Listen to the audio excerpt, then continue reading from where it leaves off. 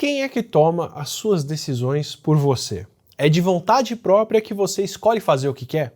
E se eu disser que você escolhe muito pouco ou nada do que faz na sua vida, só que passa essa vida inteira dando motivos para fazer o que acabou de fazer?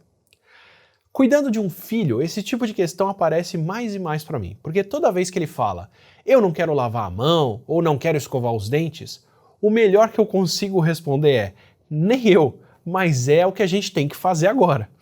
Tem muitas escolhas, principalmente depois de virar pai, que não são realmente escolhas que eu estou fazendo.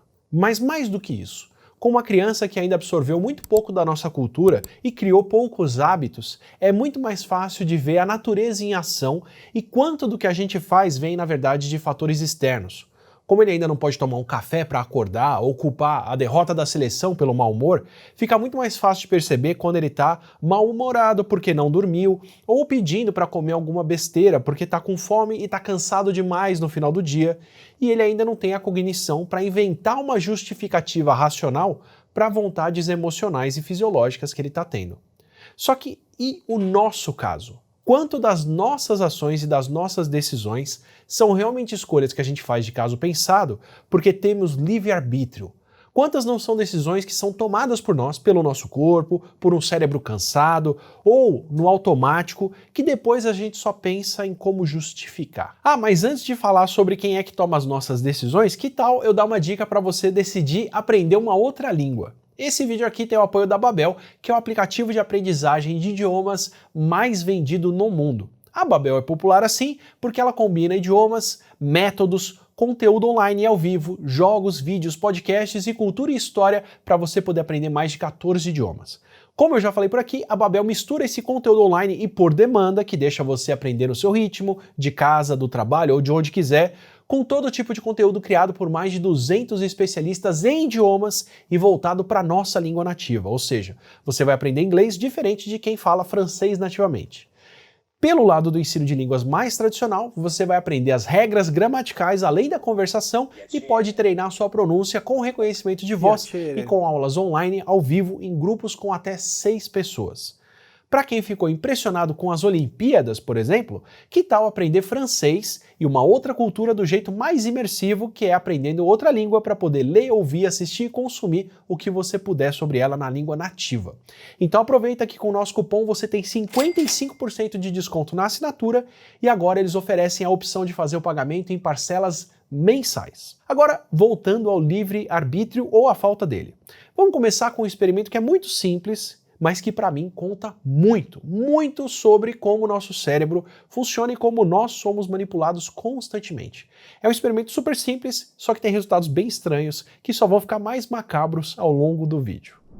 O estudo, publicado com o nome Falha ao detectar a incompatibilidade entre intenção e resultado em uma tarefa de decisão simples. Em uma tradução minha, vem de um passe de mágica feito em cima de uma escolha. É um experimento onde uma pessoa apresentava 2 fotos com 2 homens ou 2 mulheres e perguntava para voluntários quem eles achavam mais atraente, a foto da esquerda ou a foto da direita. Aí, quando o participante escolhia quem achava mais atraente, o experimentador entregava essa foto e pedia para a pessoa explicar por que tinha feito essa escolha. O plot twist é que o experimentador deitava as fotos na mesa e usava um truque para poder trocar a foto que entregava para o participante. Se você escolhesse a foto da direita, ele entregava o que parecia ser a foto da direita, mas com a imagem da pessoa na esquerda. Se você escolhesse a pessoa da esquerda, ele entregava o que estava na mão esquerda, mas com a imagem da pessoa da direita. E qual foi o resultado? A maioria das pessoas não percebia que tinha sido enganada e ficava com a foto errada na mão, achando que era quem tinham escolhido. Daí a falha ao detectar a incompatibilidade entre a intenção de escolher uma foto e o resultado de receber outra. Mesmo no melhor dos cenários, com bastante tempo para a pessoa fazer a sua escolha e olhar com calma para o que tinha recebido, só 30% das pessoas percebiam que tinham recebido uma foto trocada. Quando o teste era mais apressado e as pessoas tinham pouco tempo para fazer a escolha, mais gente ainda seguia achando que tinha recebido a foto que escolheu e não percebia a troca.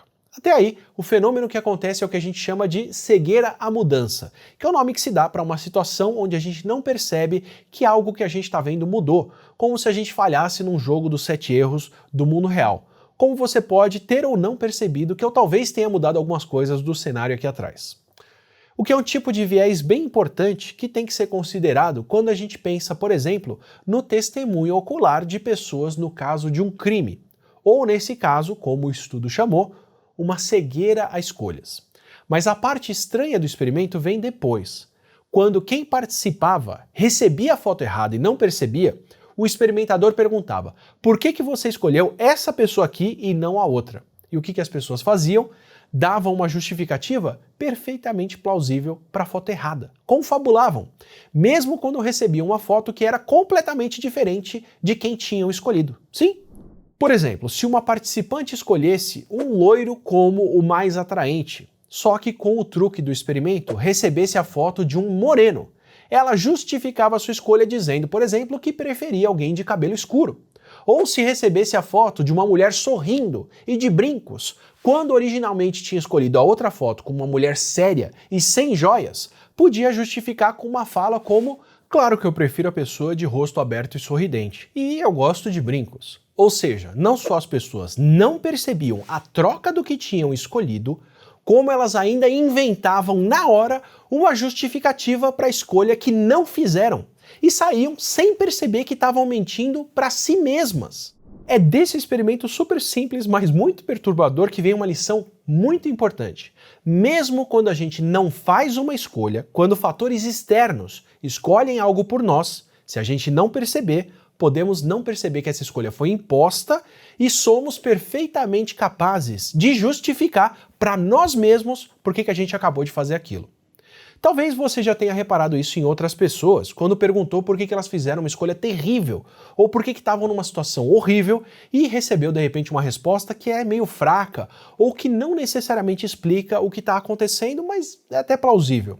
Às vezes pode ser uma justificativa criada pelo cérebro para validar um resultado que a pessoa não escolheu, ou sobre o qual ela não tinha controle, mas que mantém essa ilusão de controle sobre a situação.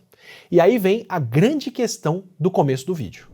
Se a gente pode não perceber que escolhemos algo, se podemos nos iludir de que decidimos o que não decidimos e confabular bons motivos para isso, quantas vezes nós passamos por escolhas que não fizemos por conta própria? Quantas vezes não somos nós que realmente decidimos o que decidimos? Ou quantas das escolhas que nós achamos que fizemos, com justificativa e tudo, foram, na verdade, feitas por nós? E é aqui que entra o que eu considero o maior prego no caixão do livre-arbítrio, que é outro experimento simples, mas que quebra as pernas de todo mundo que pensa que em algum momento a gente pode realmente tomar uma decisão sem controle externo.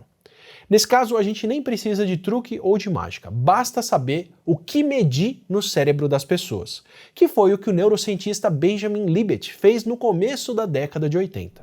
Ele colocou aparelhos para medir a atividade de voluntários e fez um pedido simples. Aqui está um botão. Em algum momento, quando você escolher, decida apertar esse botão. E quando fizer isso, olha para o relógio e memoriza quando você tomou essa decisão. Bastou isso para o golpe. O Libet podia detectar um padrão de ondas cerebrais quando as pessoas iam se movimentar para apertar aquele botão quase meio segundo antes delas registrarem que decidiram isso. Ou seja, o cérebro só registrava a tomada de decisão quase um segundo depois dela já ter sido tomada. Ele acha que decidiu depois que o impulso do movimento já estava acontecendo. A sua escolha já foi feita antes de você achar que fez ela.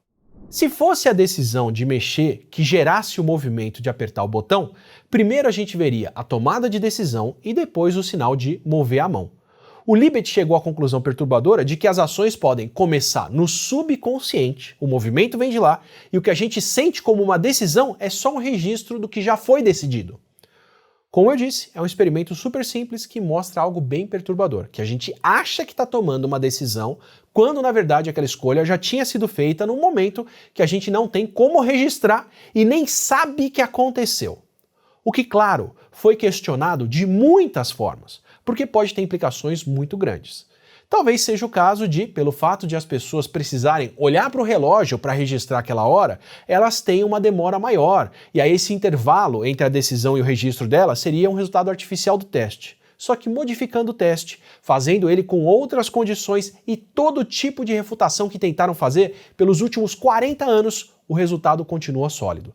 Na verdade, com aparelhos mais capazes e medidas mais detalhadas de atividade cerebral, foi possível não só confirmar aquele impulso indicando que as pessoas vão apertar o botão antes delas registrarem essa decisão, como ainda puderam registrar as diferentes partes do cérebro conversando para fazer o movimento até 10 segundos antes das pessoas registrarem isso. 10 segundos. Em 2005, o escritor Ted Chiang publicou um conto de ficção científica curto e muito legal, onde ele conta sobre as consequências para as pessoas que usavam um aparelhinho chamado Preditor, que era como um controle de garagem com um botão e uma luz. Com o detalhe de que a luz acendia sempre 1 segundo antes da pessoa resolver apertar o botão, graças a um sinal que voltava no tempo. E ninguém conseguia enganar esse preditor, o que deixava as pessoas realmente mexidas sobre a possibilidade de não controlarem as suas escolhas. Na vida real, um preditor ligado a uma máquina de ressonância magnética não precisa de um sinal que volta no tempo para saber 10 segundos antes quando alguém vai apertar um botão e acender a luz cedo dessa forma.